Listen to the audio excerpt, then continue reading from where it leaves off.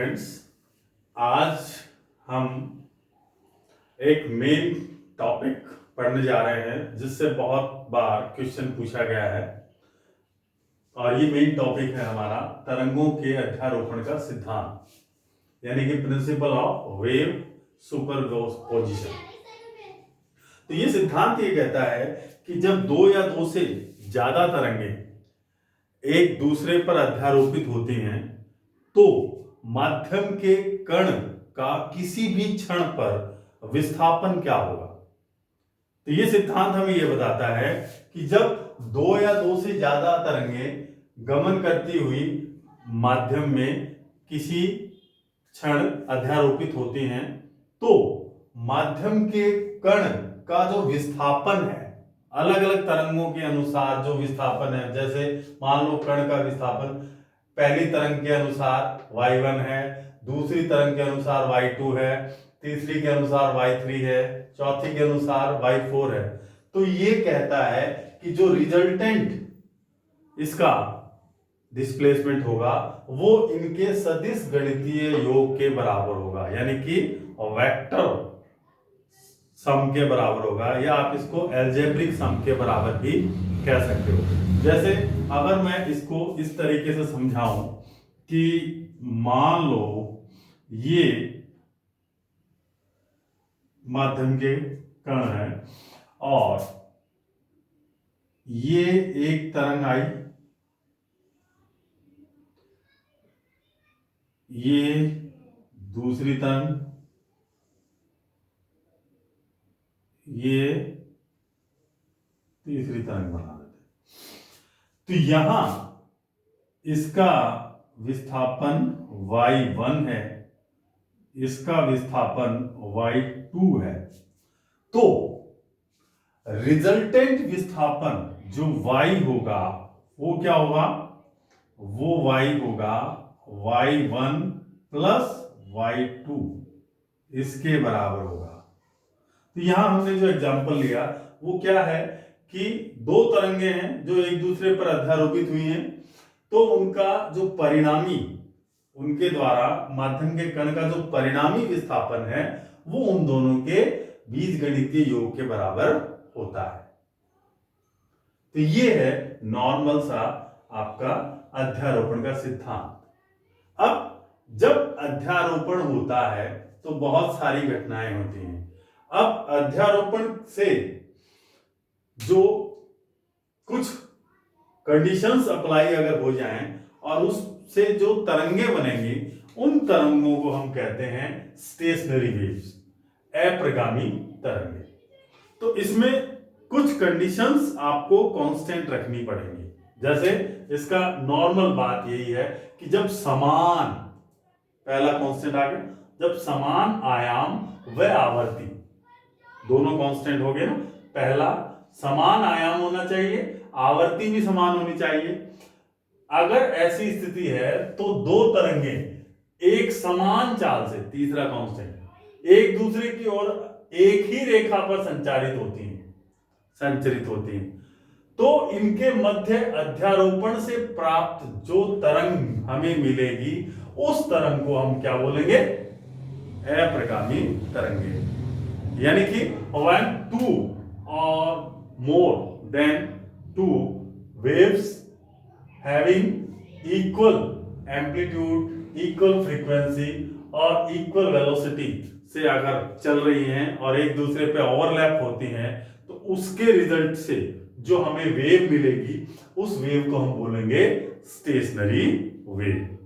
जैसे अब ऐसी जो वेव बनेगी उसमें दो मेन पॉइंट्स आपको ध्यान रखने हैं कि मीडियम के ऐसे पार्टिकल्स जिनका मैक्सिमम डिस्प्लेसमेंट हो और मिनिमम डिस्प्लेसमेंट हो, यानी कि मिनिमम डिस्प्लेसमेंट मतलब जीरो डिस्प्लेसमेंट और मैक्सिमम डिस्प्लेसमेंट मतलब अधिकतम विस्थापन। जैसे उन बिंदुओं को आप निस्पंद कहेंगे, यानी कि नोड कहेंगे, जिनका डिस्प्लेसमेंट जो है वो मैक्सिमम है और जिनका डिस्प्लेसमेंट मिनिमम होता है उसको हम बोलेंगे एंटीनोड, यानी कि प्रस्बंध। अब यहां एक चीज आपको और ध्यान रखनी है कि जो कंडीशंस हैं इस अप्रगामी तरंग के लिए, वो कंडीशंस आपके पास चार ये हैं। पहली कंडीशन क्या है कि जो भी तरंगें अध्यारोपित हो रही हैं वो तरंगें समान आवर्ती वाली होनी चाहिए, यानी कि उनकी आवर्तियां समान होनी चाहिए। दूसरी कंडीशन, उनका आयाम भी समान होना चाहिए। तीसरी कंडीशन कि वो विपरीत दिशा में संचरित हो, यानी कि उनकी जो डायरेक्शन है वो अपोजिट होनी चाहिए।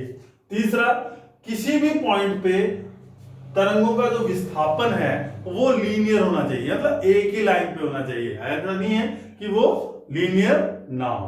तो ये चार कंडीशंस आपके पास होनी चाहिए, तभी ये जो दो तरंगें अध्यारोपित होंगी और उनसे जो रिजल्टेंट वेव मिलेगी उसे हम अप्रगामी तरंग कहेंगे। यानी कि there are certain conditions which have to fulfil, like they have equal, और यू में से same frequency, they have same amplitude, and they must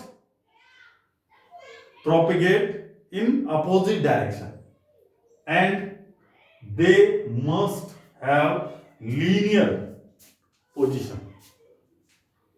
तो ये कुछ शर्तें हैं जो अप्रगामी तरंगों में होनी चाहिए। Thank you.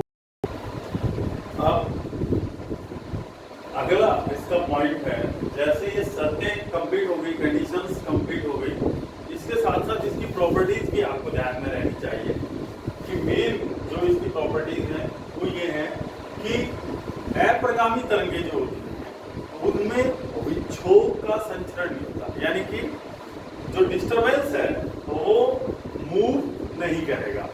वो मूव नहीं करेगा इसका मतलब ये हुआ कि संवेग और ऊर्जा का संचरण नहीं होता।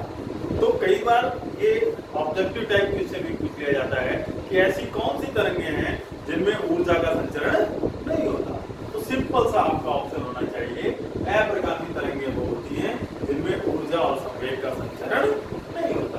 दूसरा पॉइंट इसका ये है कि इसकी जो तरंगें होती हैं इसके द्वारा जो माध्यम के कणों का आयाम है वो बराबर नहीं होगा, यानी कि वो समान नहीं होगा, वो अलग अलग ही रहेगा। तीसरा पॉइंट इसका ये है कि जो निस्पंद है, निस्पंद अभी हमने आपको यहां बताया था कि जब मैक्सिमम होता